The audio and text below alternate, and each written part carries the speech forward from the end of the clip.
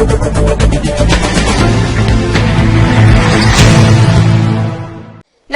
मैं कोनिका दास और आप देख रहे हैं आई न्यूज के न्यूज बुलेटिन में आपका स्वागत है। नजर डालते अब तक की सुर्खियों पर। उत्तर प्रदेश क्षेत्र के बलिया में कांग्रेसी नेता जाकिर हुसैन ने अलविदा जुम्मे के अवसर पर गरीबों में वस्त्र व मास्क सैनिटाइजर का किया वितरण। साथ ही उन्होंने बताया कि मुख्यमंत्री योगी आदित्यनाथ जी के आदेशों के अनुसार भी अलविदा जुम्मा का नमाज बलिया का कोई भी मस्जिद में नहीं हो सका।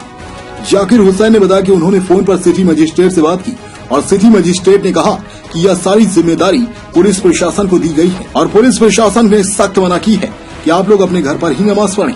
साथ ही हुसैन ने बताया कि इस समय महामारी में हमें इस कोरोना की दूसरी लहर से बचना है, साथ ही दूसरों को भी बचाना है और यह सब प्रक्रिया हमें स्वयं को अपनाना पड़ेगा और लोगों को 2 गज की दूरी का हमेशा ध्यान में रखना होगा, जिससे कि हम स्वस्थ रहें और दूसरों को भी स्वस्थ रख सकते हैं। अलविदा जुम्मे पर मुसलमानों को जाकिर हुसैन ने दिया संदेश कि आप लोगों को इस अलविदा जुम्मे की ढेर सारी शुभकामनाएं। यह महीना ज़कात खैरात का होता है। सारे मुसलमान साल भर कमाते हैं। ईद के दिन अपने कमाई में से 10% को मस्जिदों व गरीबों में खर्च करते हैं। साल का यह अलविदा जुम्मा बहुत ही महत्वपूर्ण माना जाता है। आप लोग इस अलविदा जुम्मे का नमाज घर पर ही अदा करें। चंदन कुमार की रिपोर्ट। जी, आपका परिचय? मैं बलिया बाल शिक्षा समिति का सेवक हूँ। जी, मैं गरीब बच्चों में किताब कापी कलम बांटने का, शिक्षा को अलग जगाने का काम करता हूँ। और हम लोगों का ईद है। ईद में ज़कात खैरात गरीबों में जो कमाते हैं वो बांटा जाता है।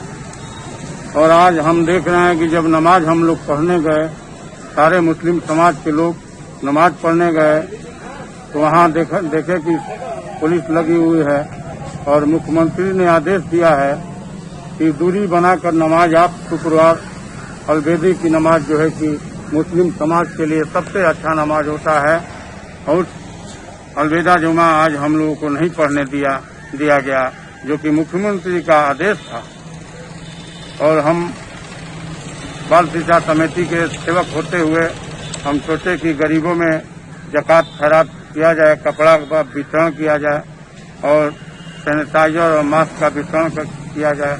वही हम करने। लेकिन ये आपके मन में विचार कैसे आया कि आज अलविदा जुम्मा है और अलविदा जुम्मे के अवसर पे गरीब लोगों में मास्क, सैनिटाइजर और कपड़ा बांटना एक बहुत बड़ी सेवा मानी जाए? हम लोग मुस्लिम समाज के लोग हैं, जो हम लोग कमाते हैं उसमें गरीबों के लिए साल भर में ज़कात खैरात के लिए, गरीबों में पैसा बांटने के लिए, कपड़ा बांटने के लिए और मस्जिद और मदरसे में हम लोगों का कमाई में 10% हिस्सा जो है कि गरीबों में जाता है। इसलिए कमाने धमाने का यही मतलब होता है कि गरीबों में ज़कात खैरात किया जाए कि गरीब भी जो है कि जी सकें, कपड़ा पहन सकें।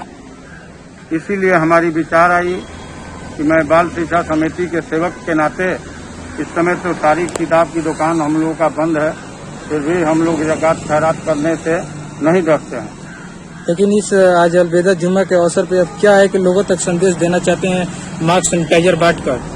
मैं इसलिए सैनिटाइजर और मास्क बांटने का काम किया हूँ कि गरीब दूरी बनाए रहें, सैनिटाइजर से हाथ धोएं, स्वच्छ रहें, शुद्ध रहें और रोग से दूर रहें। और जो है इसलिए हम भर्त्सना करते हैं सरकार की कि जो है कि मुख्यमंत्री के आदेशानुसार कोई आदेश का पालन नहीं किया। पुलिस प्रशासन जो है कि दबाव में नमाज हम लोगों का अलविदा जुमा जो है कि बहुत अच्छी जुमा होती है, साल का आखिरी जुमा होता है और हम लोगों को नमाज नहीं पढ़ने दिए लोग पुलिस प्रशासन के लोग। तो उन्होंने क्या कहा? उन्होंने कहा कि हम सिटी मजिस्ट्रेट से बात किए तो सिटी मजिस्ट्रेट हमसे कह रहे हैं कि पुलिस प्रशासन से बात कर लीजिए। जी, मैं यही कहना चाहता हूँ कि सब लोग का पूजा पाठ होता है, इसीलिए हम लोग सारे धर्म के लोग हिंदुस्तान में बसते हैं और सबको एक समान देखना चाहिए सरकार को। ठीक सर, बहुत बहुत धन्यवाद। अब तक के लिए बस इतना ही। बने रहिए आई न्यूज के साथ, हर खबर पर पहली नजर।